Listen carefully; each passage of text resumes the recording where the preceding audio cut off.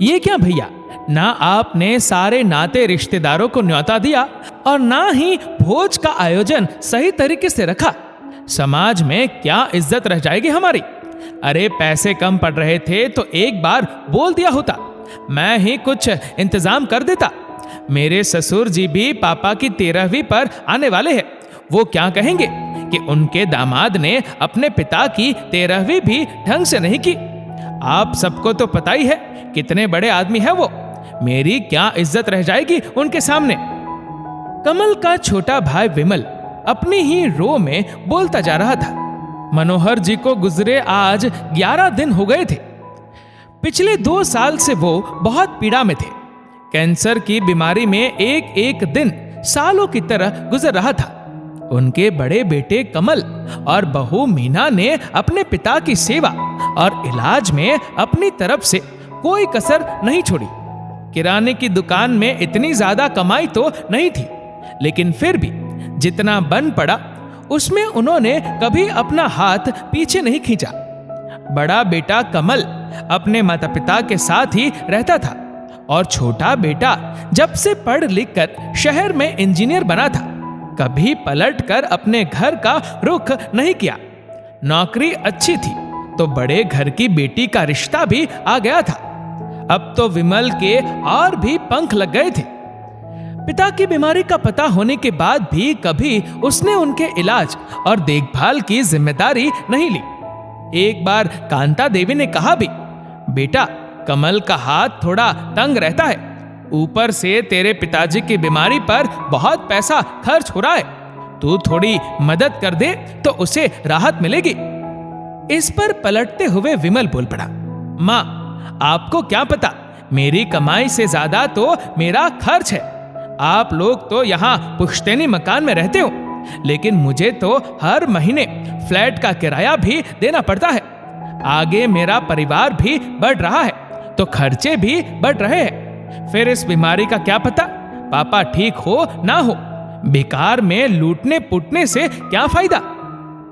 बेटे के मुंह से ऐसी बात सुनकर कांता जी ने कभी दोबारा उसे किसी प्रकार की मदद के लिए नहीं टोका। मनोहर जी बच तो नहीं पाए, लेकिन अपने बड़े बेटे बहू के सेवा भाव को देखकर उनके हृदय से हमेशा उनके लिए आशीर्वाद ही निकलता था। कांता देवी पति की मृत्यु से आहत थी, ऊपर से आज मनोहर जी की 13वीं पर आए विमल के मुंह से ये सब सुनकर उन्हें बहुत बुरा लग रहा था। अपने बड़े बेटे को असमंजस में पड़ा देख आज कांता देवी बोले बिना नहीं रह पाई। कमल, तुझे किसी की बातों में आकर अपनी हैसियत से बाहर कुछ करने की जरूरत नहीं है। तूने अपने पिता के जीते जी उनकी जो जी जान से सेवा की है वो उसी से तृप्त हो गए हैं। ये ऊपरी दिखावा और कर्म कांड उनके लिए अब कोई मायने नहीं रखते। तू जितना कर रहा है वो बहुत है। तेरे पिताजी की आत्मा तो तेरी सेवा से ही तृप्त हो गई है बेटा। बस 5 ब्राह्मणों को भोजन करा दे और अपने पिता का तर्पण कर दे। फिर कांता देवी विमल से मुखातिब होते हुए बोली, आज तुझे यहाँ सारे कामों में जो कमी नजर आ रही है वो उस समय क्यों नजर नहीं आई जब तेरे पिताजी बीमारी से तड़प रहे थे और तेरा ये भाई तंगी से जूझते हुए भी रोज उन्हें ले लेकर अस्पताल के चक्कर लगा रहा था। अपने दिन के चैन और रातों की नींद की भी परवाह नहीं थी इसे। उस समय तो तेरे मुंह से एक बार भी नहीं निकला कि भैया पिताजी के इलाज में मैं कुछ मदद कर दूं। उस वक्त तुझे यहाँ कोई कमी नजर नहीं आई। बेटा तू तेरे पैसे अपने पास रख, पता नहीं कब तुझे इनकी जरूरत पड़ जाए। माँ हूं इसलिए अभी अपने दिल और जुबान से तेरा बुरा नहीं सोचूंगी, लेकिन बेटा जब तेरे बच्चे अपनी जिम्मेदारियों से मुंह मोड़ेंगे तब तुझे अपने माँ बाप का दर्द समझ में आएगा। विमल अपना सा मुंह लेकर रह गया। उसमें अपनी माँ और भाई से नजरें मिलाने की हिम्मत भी नहीं हो रही थी। कमल ने अपने सामर्थ्य अनुसार अपने पिता का तर्पण और भोज कराया।